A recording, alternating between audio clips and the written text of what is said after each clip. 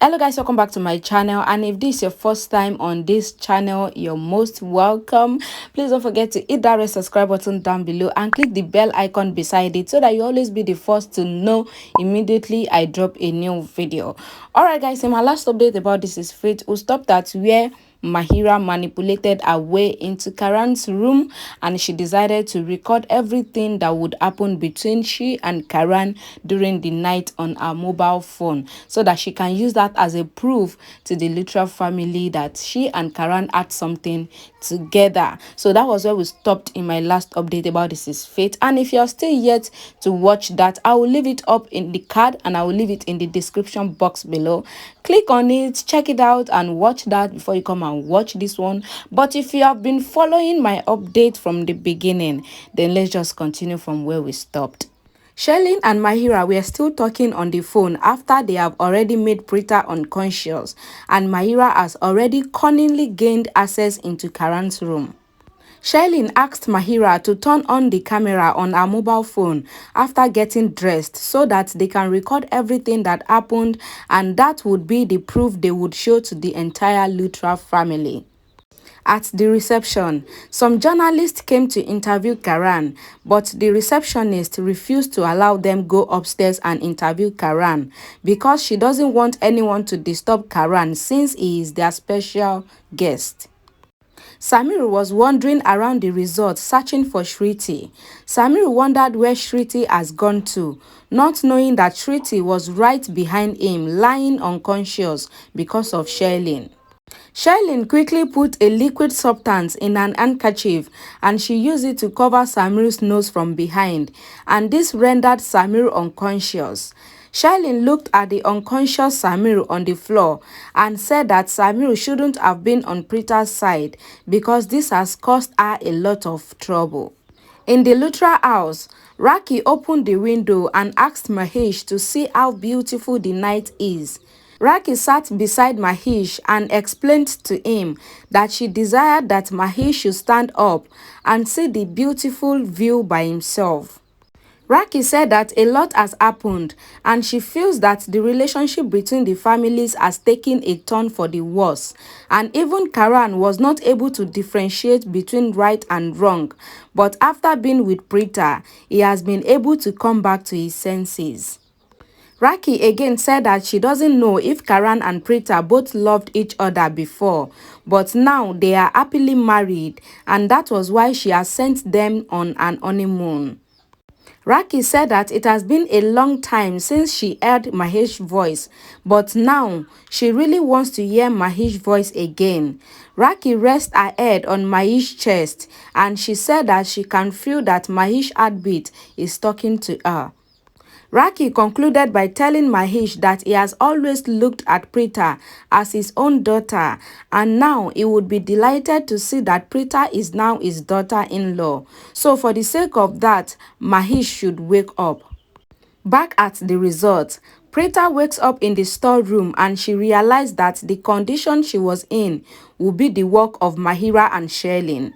Preeta then started shouting Karan and Shriti's name, and Shriti, who was at the other side of the storeroom, also regained consciousness and she heard Preeta's voice shouting. Shriti answered Preeta and Preeta asked her to come and untie her, but Shriti also explained to Preeta that she is also tied down. Shriti was looking around and she was shocked to see that Samir was also there beside her, lying unconscious in the same storeroom.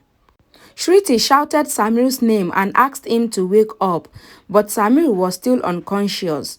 Preeta asked Shriti how she ended up in the storeroom, and Shriti explained to Preeta that she went to the washroom and some men came there and forcefully made her smell chloroform in an handkerchief, and that was all she could remember.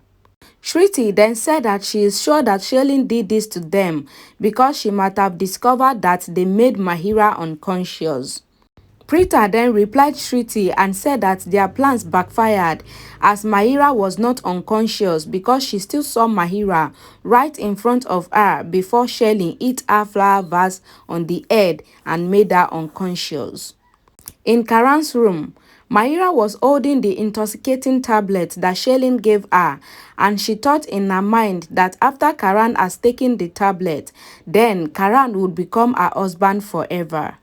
Later, Karan entered the room and he apologized for coming back late from where he went to get the ointment to treat Mahira's injury, but he was shocked after seeing Mahira wearing Preeta's night dress. Karan asked Mahira why she was wearing Preeta's night dress, and Mahira lied to Karan that her clothes got torn during the fight with the goons, and that was why she decided to wear Preeta's dress. Karan then asked Mahira to sit down and he applied the ointment on Mahira's injury.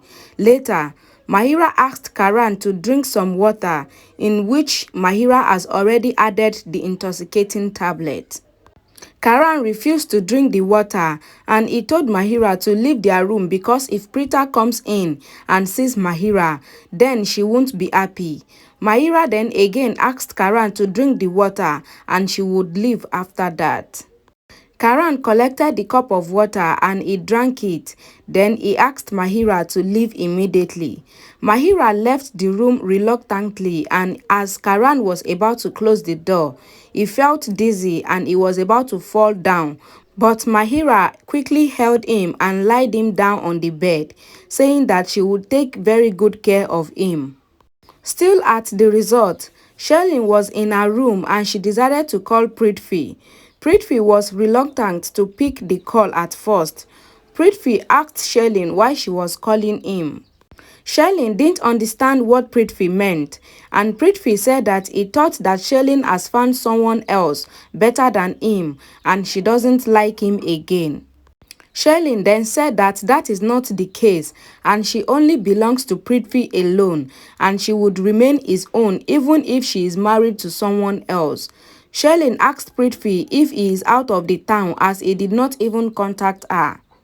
Prithvi then explained that he has come to help Pawan in his business and that was why he has been busy a lot. Shelin then told Prithvi that she is also in Manali planning how to ruin Karan and Preeta's honeymoon. Prithvi replied and said that he doesn't think that that would happen because Karan really loved Preeta a lot and that was why he ruined his marriage with Preeta. Shelin then replied and said that it would be possible because she has already locked Preeta in a storeroom at the resort while Mahira is in the room with Karan.